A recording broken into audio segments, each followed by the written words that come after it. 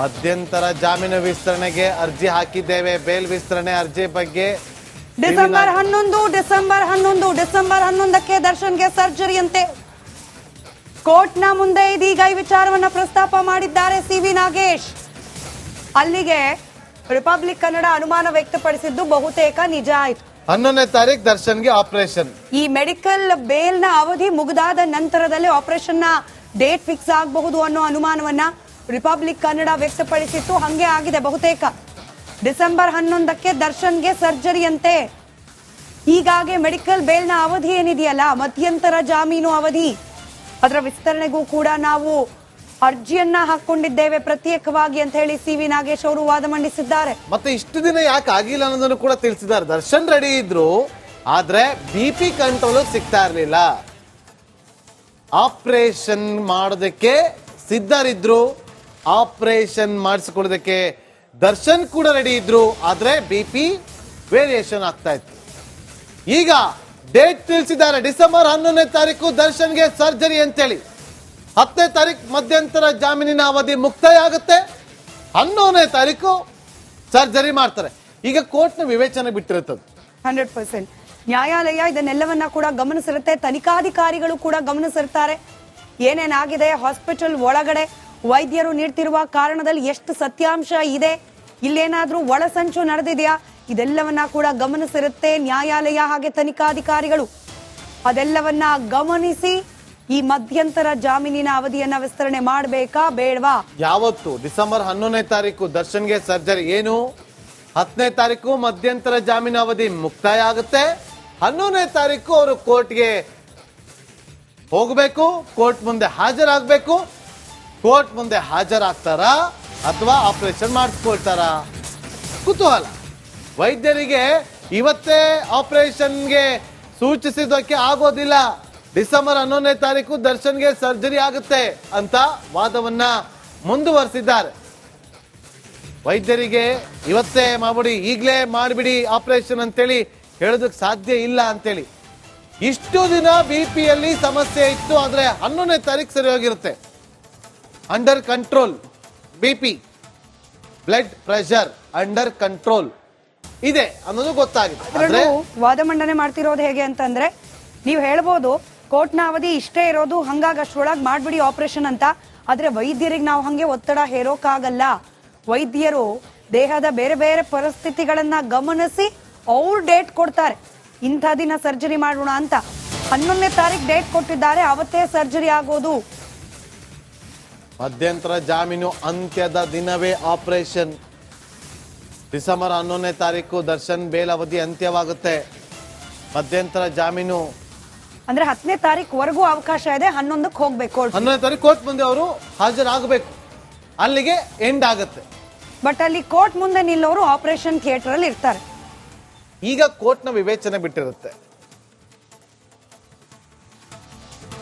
ಮತ್ತಷ್ಟು ಡೀಟೇಲ್ಸ್ ನಮ್ಮ ಪ್ರತಿನಿಧಿ ಧ್ರುವ ನೀಡ್ತಾ ಹೋಗ್ತಾರೆ. ಧ್ರುವ, 11ನೇ ತಾರೀಕೆ ಆಪರೇಷನ್, 11ನೇ ತಾರೀಕೇನೆ ಈ ಮಧ್ಯಂತರ ಜಾಮೀನಿನ ಅವಧಿ ಮುಗಿಯೋದು. ಸಹಜವಾಗಿ ಅನುಮಾನ ಬರುತ್ತೆ, ಒಂದೇನಾದ್ರೂ ಪ್ರಯತ್ನ ಇರಬಹುದಾ, ಹೊರಗೆ ಜಾಸ್ತಿ ದಿನ ಇರ್ಲಿಕ್ಕೆ ಅವಕಾಶವನ್ನ ಮಾಡ್ಕೊಳ್ಳಿಕ್ಕೆ ಅಂತ.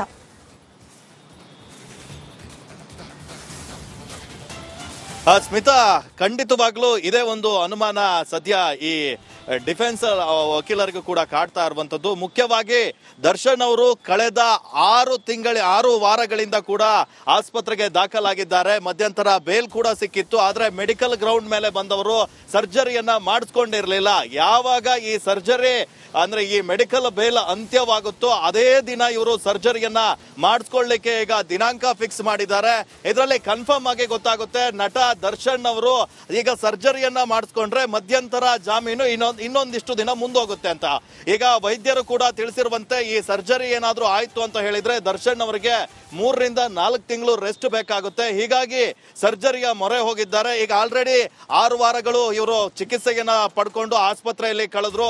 ಇನ್ನೊಂದು 2-3 ತಿಂಗಳು ಆರಾಮಾಗಿ ಆಸ್ಪತ್ರೆಯಲ್ಲಿ ಇರಬಹುದು ಎನ್ನುವಂತ ಒಂದು ಲೆಕ್ಕಾಚಾರ ಇರಬಹುದಾ ಎನ್ನುವಂಥದ್ದು ಕೂಡ ಪ್ರಶ್ನೆ ಆಗಿದೆ.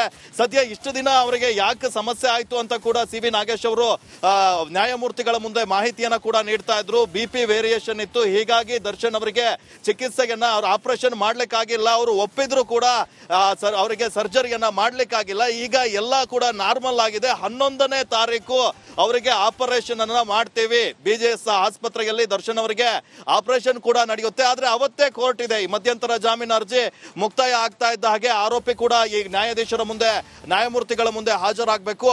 ಆದ್ರೆ ಈ ಆಪರೇಷನ್ ಕಾರಣವನ್ನ ನೀಡಿ ದರ್ಶನ್ ಅವರು ಇದರಿಂದ ರಿಲೀಫ್ ಕೂಡ ಪಡಿಬಹುದು.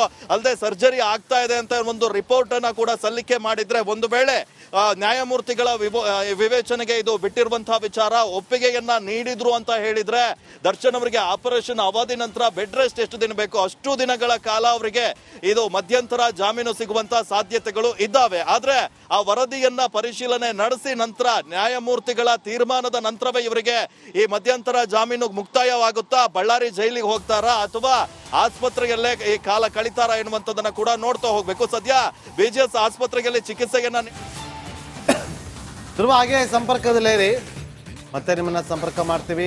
ವೈದ್ಯರು ಫ್ಯಾಬ್ರಿಕೇಟ್ ಮಾಡಿರುವ ವರದಿಯನ್ನ ನೀಡಿದ್ದಾರೆ. ಮಧ್ಯಂತರ ಜಾಮೀನು ಅಂತ್ಯವಾಗುವ ದಿನವೇ ಆಪರೇಷನ್ ನಡೆಯುತ್ತೆ ಅಂದ್ರೆ ಮಧ್ಯಂತರ ಜಾಮೀನು ನೋಡಿ ನಾಳೆಗೆ ಅಂತ್ಯ ಆಗುತ್ತೆ. ನಾಡದ್ದು ಕೋರ್ಟ್ ಮುಂದೆ ಅವರು ಪ್ರತ್ಯಕ್ಷರಾಗಬೇಕು.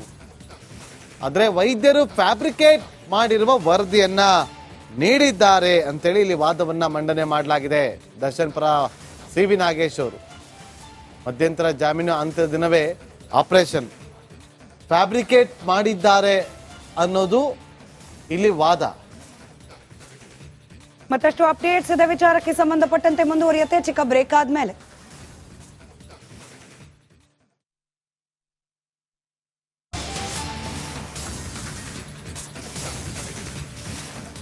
ಮಧ್ಯಂತರ ಜಾಮೀನು ವಿಸ್ತರಣೆಗೆ ಅರ್ಜಿ ಹಾಕಿದ್ದೇವೆ. ಬೇಲ್ ವಿಸ್ತರಣೆ ಅರ್ಜಿ ಬಗ್ಗೆ ಡಿಸೆಂಬರ್ 11ಕ್ಕೆ ದರ್ಶನ್ಗೆ ಸರ್ಜರಿ ಅಂತೆ.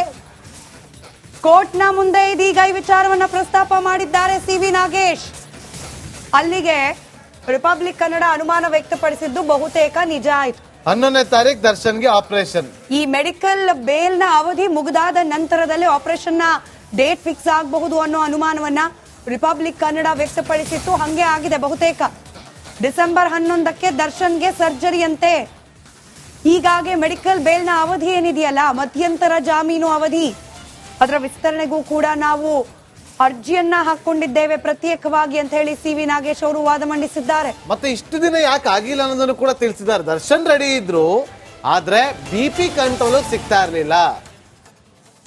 ಆಪರೇಷನ್ ಮಾಡೋದಕ್ಕೆ ಸಿದ್ಧರಿದ್ರು, ಆಪರೇಷನ್ ಮಾಡಿಸಿಕೊಳ್ಳೋದಕ್ಕೆ ದರ್ಶನ್ ಕೂಡ ರೆಡಿ ಇದ್ರು, ಆದ್ರೆ BP ವೇರಿಯೇಷನ್ ಆಗ್ತಾ ಇತ್ತು.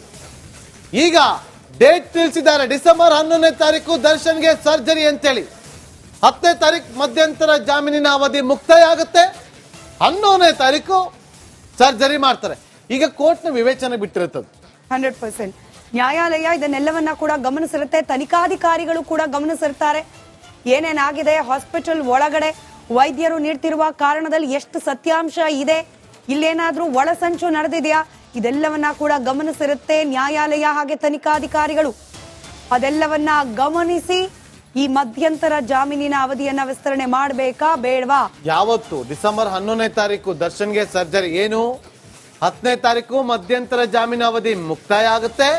11ನೇ ತಾರೀಕು ಅವರು ಕೋರ್ಟ್ಗೆ ಹೋಗಬೇಕು, ಕೋರ್ಟ್ ಮುಂದೆ ಹಾಜರಾಗಬೇಕು.